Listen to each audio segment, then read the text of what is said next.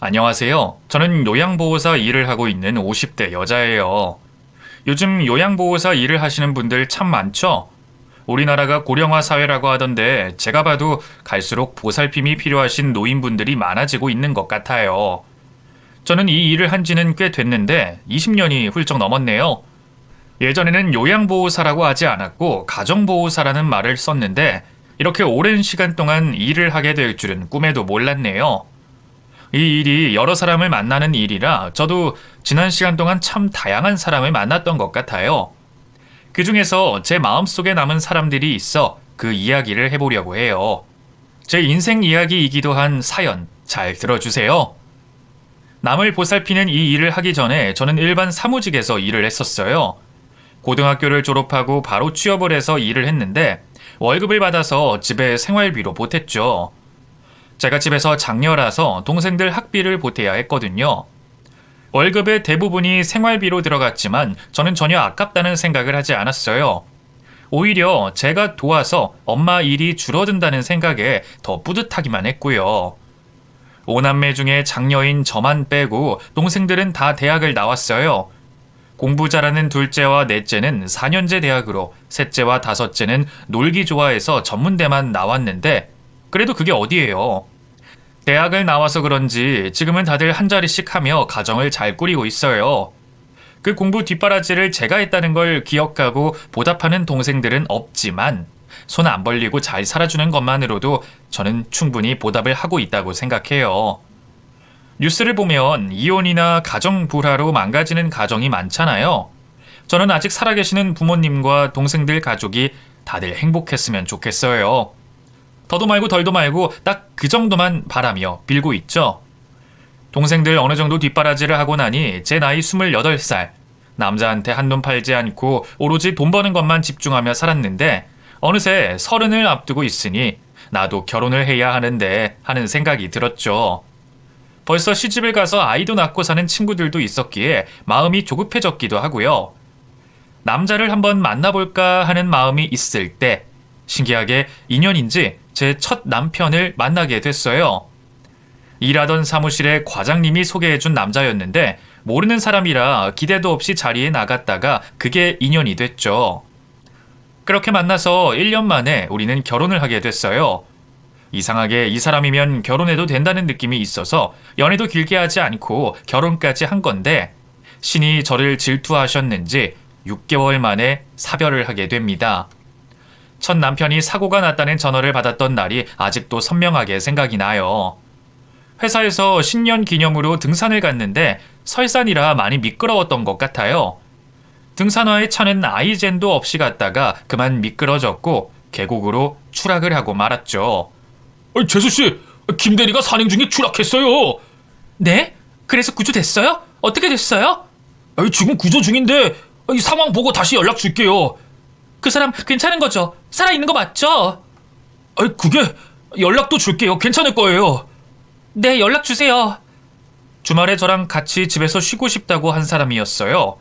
회사에서 단체로 가는데 안 갈 수도 없다고 억지로 가면서도 아침에 다녀올게 라고 웃으며 간 사람이었는데 사고가 났다는 소리에 제 가슴은 두근두근거리고 안정이 되지 않았어요.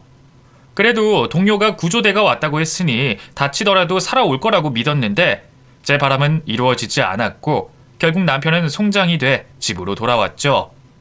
결혼 6개월 만에 일어난 일. 남편을 보내면서 저는 제정신이 아니었어요. 화장터에 관을 집어넣는데 나도 따라가겠다고 매달렸죠. 지금 앉아보면 영영 볼 수 없다는 생각에 며칠 밥도 못 먹어 힘도 없으면서 젖 먹던 힘까지 쥐어짜며 관에 매달렸지만 따라갈 수가 없었어요. 남편과 제 세상은 이미 달라져 있었고 그걸 받아들여야 했죠. 결국 그 자리에서 저는 실신을 하고 말았어요. 정신을 잃은 동안 꿈을 꿨는데 온몸에 불이 붙은 남편이 살려달라고 저에게 소리를 쳤죠. 불을 끌려고 맨손으로 휘저어봤지만 아무 소용이 없더군요.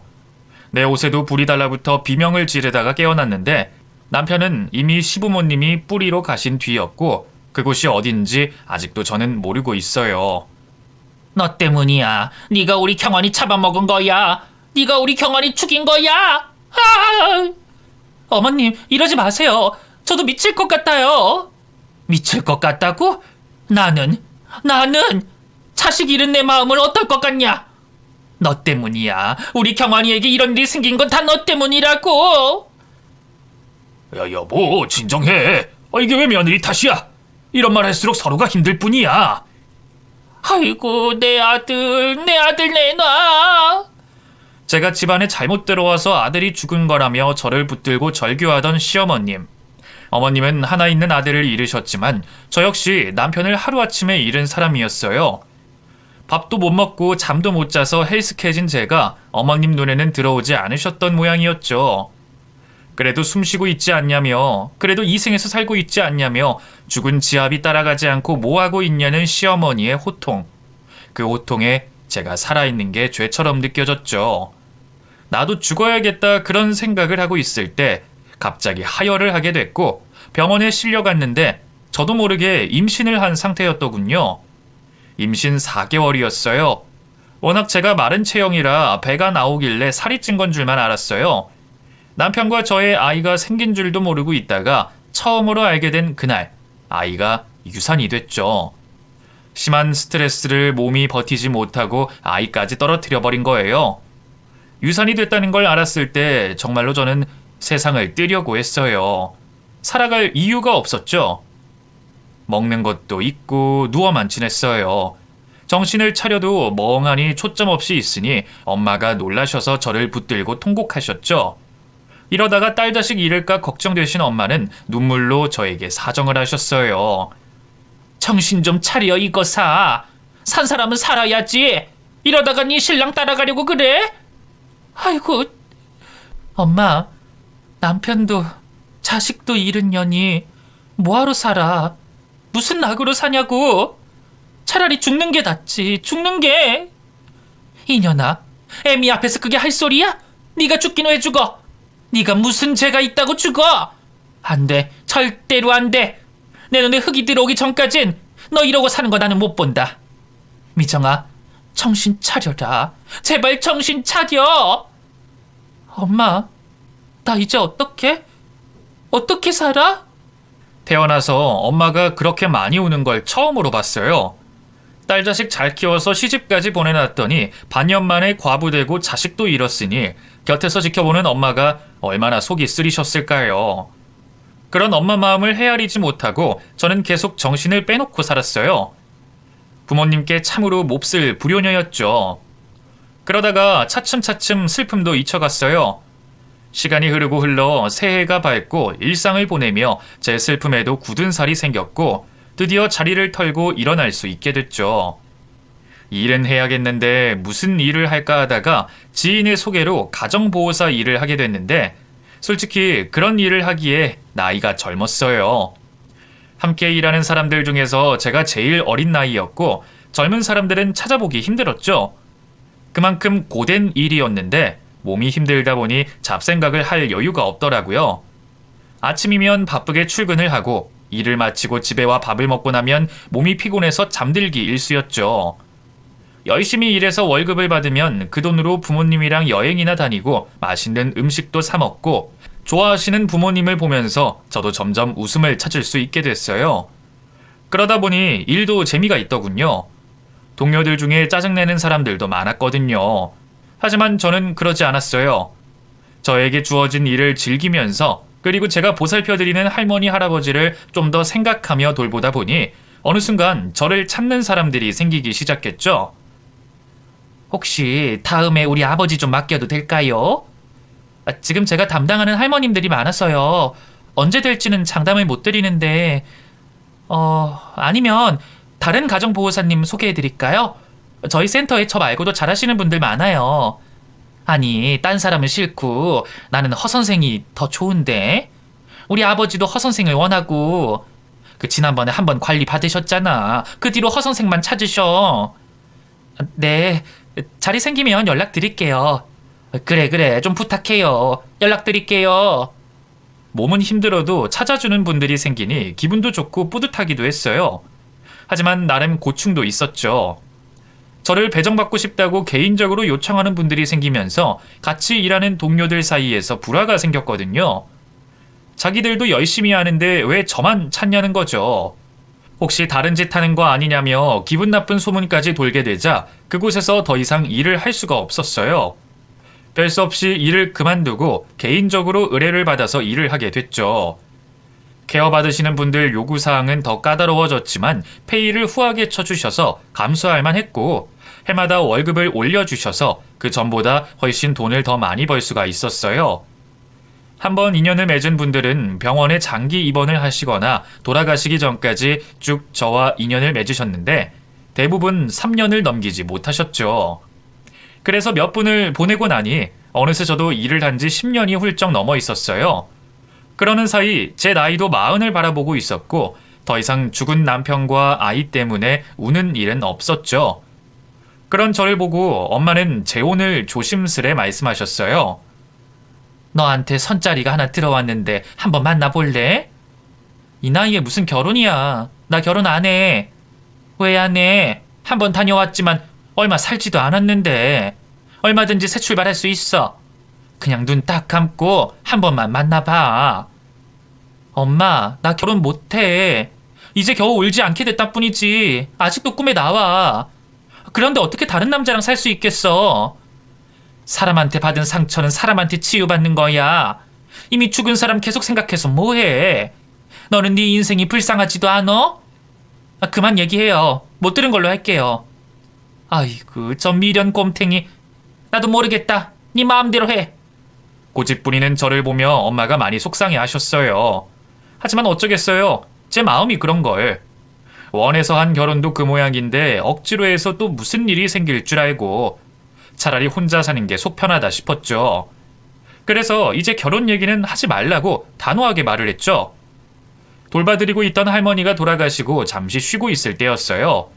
가정보호를 의뢰하는 남자분이었는데 소개받아 전화를 주셨다고 하더군요. 자신의 아버지가 이혼 후 중학생 딸과 살고 있는데 입주해서 돌봐줄 사람을 찾고 있었어요. 입주는 해보지 않아서 잠시 멈칫했는데 엄마가 자꾸 선보라고 하신 게 떠올라 이참에 집을 나가보자는 생각이 들었죠. 그래서 입주를 하겠다고 했고 생각보다 월급을 많이 챙겨줘서 저도 기분 좋게 일을 하러 갔어요. 어르신 안녕하세요. 오늘부터 어르신 돌봐드릴 허미정이라고 합니다. 아이고 어서 와요. 그 아들한테 얘기는 들었는데.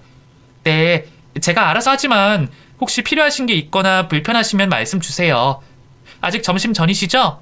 식사부터 준비해 드릴게요. 아유 그래요. 고마워요. 별 말씀을요.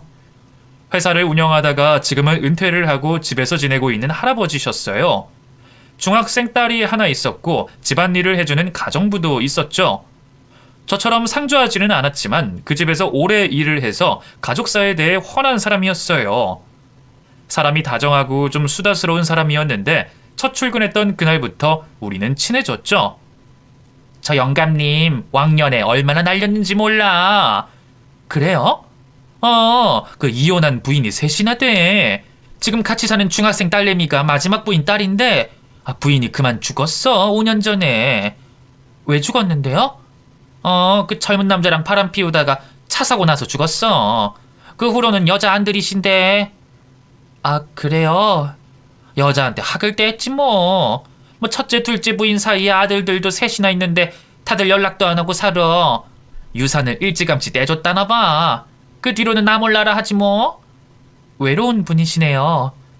겉으로는 힘 빠진 영감처럼 보이는데 속은 또 안 그런지 가끔 눈빛이 돌변할 때가 있는데 그때 보면 무서워. 자기도 심기 안 건드리게 조심해. 네, 고마워요. 가정부에게 조심해야 할 사항들을 전달받고 제 일이 시작됐어요. 어르신을 살피며 식사 체크와 드시는 약 챙기고 하루 스케줄을 보실 때는 동행도 하고 전산 업무들은 제가 대신 봐드리기도 하고요. 가정부가 없는 시간에 식사 챙기는 것도 잠자리도 제가 도와드려야 할 일들이었어요. 거의 개인 비서처럼 수족이 돼 매일 일상을 같이 보내면서 처음에는 낯가림 하시던 어르신도 점점 저와 친해졌고 서로에게 맞춰가며 생활을 했어요. 어르신께는 가정부가 얘기했던 중학생 딸이 있었는데 사춘기라서 그런지 볼 때마다 얼굴에 신경질이 잔뜩 묻어있는 친구였어요. 한 집에 살게 됐으니 당연히 인사는 하고 살아야지 싶어 먼저 말을 걸었지만 딸은 저를 쓱 쳐다보고는 모르쇠로 일관했죠. 그 행동에 처음엔 기분이 좀 나빴어요. 하지만 어쩌겠어요. 돈 주는 사람 딸인 것을. 버릇이 없다고 제가 회초리를 들 수는 없는 노릇이라 저도 인사만 건네며 지냈어요. 아이, 허 선생은 사람 마음을 편하게 해주는 재주가 있어. 그러세요? 저랑 같이 있으면 마음이 편해지세요? 그래. 아이, 몸이 이렇게 되고 지난 살아온 날들 돌아보면 참 시끄럽게 살았다 싶어. 돈도 여자도 다 한순간인데 뭘 그리 목매고 살았는지 몰라. 안 그런 사람도 있나요? 젊을 때는 다 그렇죠. 아이, 그래? 허 선생은 그렇게 생각해? 네, 그래도 말년에 복은 있으시네요. 어르신 챙겨드리는 여자가 둘이나 있는데요. 아이, 그렇군. 아이, 허 선생 말이 맞아. 어르신과 얘기를 나눌 때면 저도 마음이 편했어요. 가끔 심심하다시면 제 살아온 이야기를 물어보실 때도 있었는데 그럴 때마다 저도 모르게 속내를 털어놓게 됐죠. 말할 필요가 없는 얘기인데도 저도 모르게 제 말을 귀 기울여주는 어르신에게 말을 하게 됐죠. 말하면서 웃기도 하고 울기도 하고 그런 저를 어르신은 별 말씀 없이 그저 들어주시기만 했고요. 보통 그런 경우에 위로하겠다고 뭐 이런 말 저런 말 하잖아요. 그런데 어르신은 절대로 그런 말을 붙이지 않으시고 그저 들어주시기만 했어요. 그게 저에겐 큰 위로가 됐고요. 누가 누구를 케어하는지 모를 정도로 저에게는 아주 귀한 시간들이었는데 딸이 그런 저희를 본 적이 있었던 모양이었어요. 아는 체도 안 하던 딸이 저에게 말을 걸었는데 그 말이 또 듣기 좋은 말은 아니었어요. 아줌마, 나 부르는 거야? 네. 혹시 우리 아빠 꼬시는 거 아니죠? 뭐? 그게 무슨 소리야? 아니, 어제 보니까 아빠 앞에서 울고 있길래요. 동정심 유발해서 다 늙은 할아버지 꼬시나 싶어가지고. 그런 말 함부로 하는 거 아니야. 말할 때 생각하면서 말하는 게 좋겠다. 내 앞에서 어른인 척 하지 마요. 나도 알 거 다 아니까. 경고하는데 우리 아빠랑 정분나지 마요. 내가 가만히 안 있을 테니까. 말 또 막 하지. 나 분명히 경고했어요. 딸은 제 말은 듣지도 않고 자기 할 말만 하고는 방에 들어가 버렸어요. 처음 그 말을 들었을 때 어찌나 어이가 없던지. 저랑 어르신이랑 나이가 30살이나 차이가 났어요. 그런데 정분이라뇨. 말이 되는 소리를 해야지. 어처구니가 없어서 제대로 받아치지도 못하고 그날 마음만 찝찝하게 있었어요. 하지만 한편으론 남이 봤을 때 오해가 생길 만한 행동을 했는지 저 자신을 돌아보게 됐죠. 일하러 왔는데 주인이랑 그런 연문설이 돌면 제 경력에도 좋을 게 없었어요. 더군다나 이 집 가정부가 매일같이 다녀가니 저도 행동을 조심해야겠다 싶었고요. 어르신을 돌봐드리는 동안 선을 넘지 않으려고 신경을 쓰면서 제 일에 최선을 다했어요. 어느새 세월은 10년이 흘렀죠. 그동안 딸은 대학을 졸업하게 됐고 집에서 일하던 가정부는 일을 그만두고 새로운 사람이 왔어요. 어르신은 80세가 넘으셨고 제 나이도 50살이 다 되어가고 있었고요. 나이를 먹으니 정말 시간이 눈 깜짝할 새 지나가 버렸어요. 얼마 안 된 것 같은데 언제 10년이란 시간이 흘렀는지 나이 먹는 게 새삼스러웠죠. 그리고 어르신과 제 사이에도 변화가 생겼어요. 중학생이던 딸이 경고했던 사심. 그 경고를 지키지 못하고 그만 우리는 서로에게 감정이 생겨버렸죠. 저도 아빠뻘 되는 어르신께 감정이 생겼다는 게 믿어지지 않지만 사람 마음이란 게 어찌할 수 있는 게 아니더라고요. 우리는 혼인신고는 하지 않았지만 부부처럼 생활을 했고 어르신은 자식들에게도 저를 어머니라 부르라며 공식적으로 소개를 해주셨어요. 저와 나이차가 얼마 안 나는 자식들은 떨떠름하면서도 받아주더군요. 어차피 1년에 한 번 볼까 말까 한 사이라 별 상관이 없었겠죠. 이미 자신들의 몫으로 유산은 다 받아간 상태라 뜯어낼 것도 별로 없었고요. 하지만 막내딸은 입장이 달랐어요. 여전히 한 집에서 지내고 있었고 미성년자였던 딸은 아직 유산을 받지 못한 상태였었죠. 그러니 제가 부인으로 있으면 자신의 몫이 줄어들 거고 무엇보다 저를 엄마라고 불러야 하는 게 싫었을 거예요. 우리가 가까워진 것을 처음 알았을 때 그 눈빛, 그럴 줄 알았다는 듯한 경멸하는 눈빛을 보며 가까워질 수는 없겠다 생각은 했었어요. 세월이 흐르면 나아지지 않을까 기대를 할 뿐 당장엔 좋아질 수가 없었어요. 오히려 다 늙어 주책이라며 자기 아버지를 더 미워했죠. 결혼하고 6개월 만에 죽은 첫 번째 남편과 달리 두 번째 남편은 결혼 전에 함께한 시간이 이미 10년이었어요. 물론 고용주와 노동자의 사이로 만난 거였지만 그래도 그 시간을 무시할 수는 없었죠. 저는 어르신이 어떤 반찬을 좋아하는지, 취향이 뭔지, 애창곡이 뭔지, 어떤 취미가 있는지 다 알고 있었기에 서로가 같이 있을 때가 가장 편한 시간이었어요. 노인을 케어하는 일은 제 전문이었기에 나이 든 남편과 함께 지내는 것도 불편하지 않았어요. 물론 친정집에서는 난리가 났지만요. 특히 엄마가 제 결혼 소식에 한동안 연락을 끊고 사실 정도로 실망을 많이 하셨어요. 어떤 마음이 실지 다 알지만 좀 전에도 말했듯 제 의지대로 되는 게 아니었어요. 그러니 엄마 역시 시간이 해결해 줄 거라 기대를 했죠.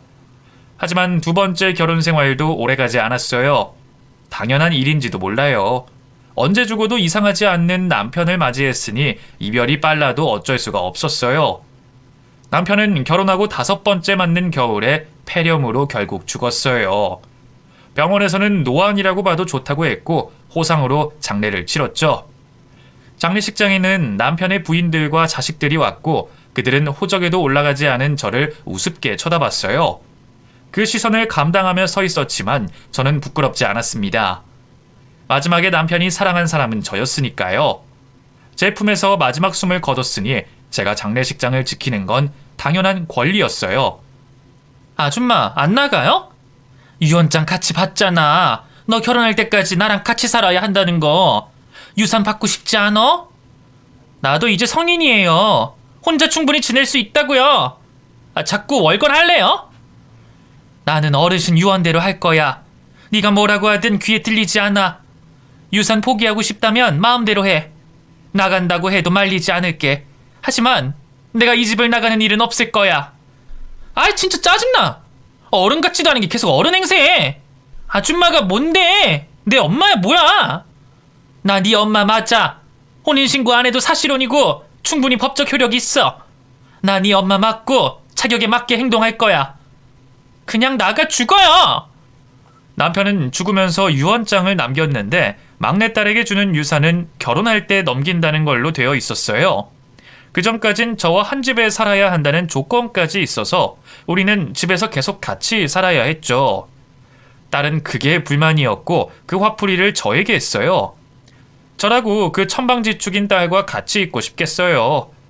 남편이 남겨준 유산으로 마음 편하게 사는 게 훨씬 더 나았죠. 하지만 그 사람의 마지막 유언을 지켜주고 싶었어요. 그래야 제 마음이 편할 것 같았고요. 하지만 딸은 저와 같이 사는 게 정말 싫었던지 나이가 먹어도 도무지 철이 들지 않았어요. 여전히 저를 본체 만체했고 저녁을 같이 먹고 싶어 차리면 밥이랑 국을 개수대에 곧장 버리고는 자기 방에 들어갔죠. 제가 집에 있는데도 친구들을 불러 새벽 늦게까지 파티를 하고 온 집안을 난장판 만들어 놓기 일쑤였어요. 사춘기 소녀처럼 여전히 정신 못 차리는 딸이 미웠지만 묵묵히 집을 정리하면서 참고 또 참는 시간이 계속됐죠.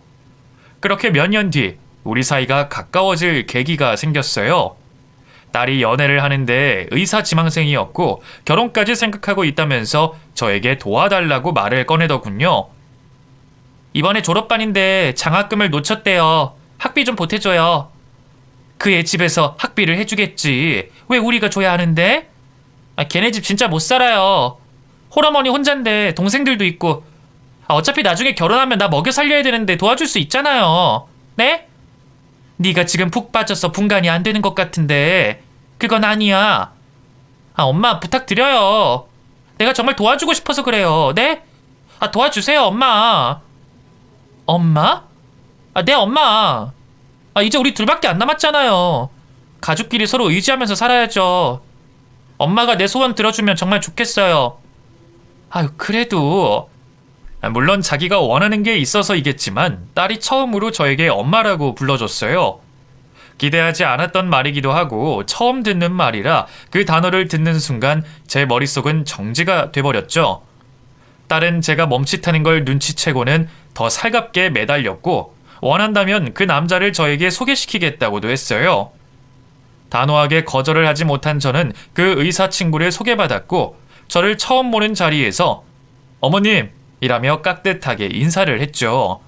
한눈에 보기에도 서로 많이 좋아하는 것 같아 보였고 절대로 실망시키지 않겠다는 말에 저도 마음이 누그러졌어요.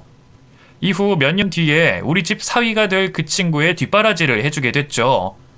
물론 제가 먼저 나서서 한 게 아니라 딸이 부탁할 때마다 지원을 해줬는데 그럴 때마다 그 친구는 눈물을 보이면서까지 고맙다고 인사를 했어요. 나중에 의사가 돼서 은혜를 모두 갚겠다며 제 손을 꼭 잡고 믿어달라고 했죠. 다 큰 성인 남자가 눈물까지 보이며 절절한 모습을 보여 저도 그 친구를 믿어줬어요. 그래도 공부는 잘하는 친구라 대학을 졸업하고 바로 병원에서 근무를 하더군요. 인턴 과정을 지나 레지던트까지 마치고 드디어 환자를 진료할 수 있는 의사가 됐어요. 의사가 되기만을 바랬던 딸은 그동안 기다린 시간이 길었기에 바로 결혼 날짜를 잡자고 했고 둘은 약속대로 결혼을 하기로 했어요. 그 와중에 병원 개원까지 진행을 하며 목돈이 필요해진 그 친구는 또다시 저에게 부탁을 했죠. 자기 집에서도 돈을 해주시기로 했지만 조금 부족하다면서 이왕 이렇게 된 거 끝까지 도와달라는 말을 하더군요. 딸 역시 결혼하고 자기 몫으로 나오는 유산을 달라고 했고 유언장의 법적 효력 때문에 결혼식 전에 혼인신고를 올렸어요. 그리고 자기 앞으로 남겨진 5억 중에서 2억을 찾아 먼저 줬고요. 혼인신고서까지 확인하고 절차대로 돈을 줬지만 왠지 저는 불안했어요. 그동안 두 사람을 봐온 시간이 있어 충분히 믿을 수 있는 사이였는데도 뭔가 이상하게 느낌이 좋지 않더라고요. 딸이 결혼식을 올리면 저도 집을 처분하고 작은 곳으로 이사해 조용히 살 생각이었기에 헤어질 시기가 다가와서 그런가 보다 하고 마음을 달랬죠. 그것 말고는 걱정거리가 없는 것 같았고요. 하지만 그 불안이 무엇을 뜻하는 건지 얼마 뒤에 저는 알게 됐어요. 바닷가에 놀러간 딸이 실종이 되는 일이 생겨버렸어요. 그것도 바다에 빠져서요. 결혼을 앞두고 친구들이랑 바닷가에 있는 펜션에 놀러 간다고 했어요. 추워질 시기라 바다에는 들어가지 않을 것 같아 안심을 하고 있었는데 놀러간 당일 새벽에 전화가 왔죠. 바다에 딸이 빠졌다고요. 혼비백산한 저는 당장 사위와 함께 그곳으로 갔고 해양경찰이 출동해 딸을 찾았지만 찾을 수가 없었어요. 물에 떠다니던 딸의 가디건만 발견된 채 어디에서도 딸의 흔적을 찾을 수가 없었죠. 우리 딸 좀 찾아주세요. 이제 곧 결혼 앞두고 있는데 이게 대체 무슨 일인지. 아이고 어머니 진정하세요. 지금 우리 경찰들이 최선을 다해 찾고 있습니다. 저 차가운 바다에서 얼마나 무서울지. 아유, 찾아주세요. 제발 찾아주세요. 네. 우선 바람이 차니까 저 안쪽 상가에 들어가 계세요. 발견되는 게 있으면 바로 알려드리겠습니다. 네, 고마워요. 정말 고마워요. 경찰은 밤을 꼴딱 새워 수색 작업을 했지만 가디건 외에는 찾은 게 없었어요. 이쯤 되면 먼 바다로 쓸려 나갔을지도 모른다며 사망했을 경우도 엄두해야 한다고 하더군요. 저는 사망이란 말에 바닥에 주저앉아 울었어요. 믿을 수가 없었죠. 피는 섞이지 않았지만 제 딸이었어요. 저에게 엄마라고 불러준 제 딸이요. 슬픔에 눈물을 흘리고 있으니 사위가 저를 위로했어요. 꼭 살아 돌아올 테니 진정하고 경찰을 믿어보자고 하더군요. 그나마 곁에 사위가 있어서 다행이다 싶었어요. 아무도 없었다면 저는 더 힘들었을 테니까요. 집으로 가지도 못하고 바닷가 근처에 방을 잡고 경찰의 연락을 계속 기다렸어요. 하지만 찾을 수 없다는 똑같은 말만 들려줄 뿐 제가 원하는 소식은 들리지 않았죠. 시간이 지나 결국 경찰도 수색을 중단했고 모두들 사망신고만 남았다는 말을 했어요. 저는 절대로 안 된다고 끝까지 찾을 거라고 했지만 희망을 가지는 사람은 저 혼자뿐이었죠. 하지만 제 마음속에도 딸의 죽음을 어느 정도 받아들이고 있었나 봐요. 슬픔에 못 이겨 정상적인 생활을 할 수가 없었죠. 딸이 바다에 실종된 지 한 달이 넘어가고 있었는데 찾을 수 있다는 가망도 없는 것 같았어요. 그렇게 힘들게 하루를 버티다가 문득 사위의 연락이 뜸하다는 느낌이 들었어요. 매일매일 전화가 오던 사위였는데 보름이 넘도록 전화 한 통이 없었죠. 일 때문에 바로 올라간 사위는 그때부터 얼굴도 보이지 않았고요. 이건 아니라는 생각에 짐을 챙겨 바로 집으로 왔어요. 오랜만에 온 집은 사위가 청소를 하지 않고 지내 엉망진창이었어요. 신혼집을 구할 때까지 저희 집에서 딸과 함께 살고 있었거든요. 대충 청소를 하고 퇴근하고 돌아올 사위를 기다렸어요. 이윽고 현관문이 열리고 기다리던 얼굴이 보이더군요. 어머니 오셨어요? 자네, 우리 서연이가 아직 실종 상태인데 너무 멀쩡한 거 아닌가? 제가 뭘요? 내가 서연이 찾고 있는 거 뻔히 알면서 물어보지도 않고 서연이 없어진 그날 이후로 코빼기도 보이지 않고 있었지 않나? 일이 바빠서 그랬습니다. 지난주에 병원 개원했어요.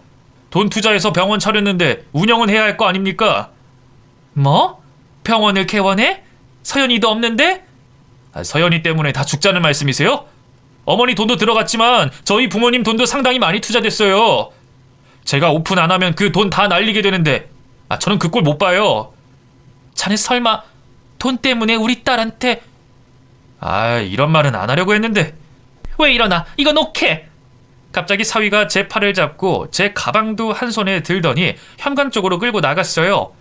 저는 나가지 않으려고 발버둥 쳤지만 남자 힘을 당해낼 수가 없었어요. 결국 대문까지 나와 저는 밖으로 던져졌고 사위는 한숨을 푹 쉬며 자켓 안에서 흰 봉투를 꺼냈죠. 아줌마, 자꾸 깝치지 말고 이 돈 받고 죽은 듯이 살아. 뭐? 이 집 명의 서연인 거 다 알거든? 아줌마는 호적에도 안 올라갔다며. 이제 내 집이니까 나가라고. 너 내가 가만히 있을 것 같아? 뭘 하게. 내가 죽은 듯이 살라고 했지? 딸 따라가고 싶어? 뭐? 네가 우리 서연이 죽였니? 무슨 개소리야.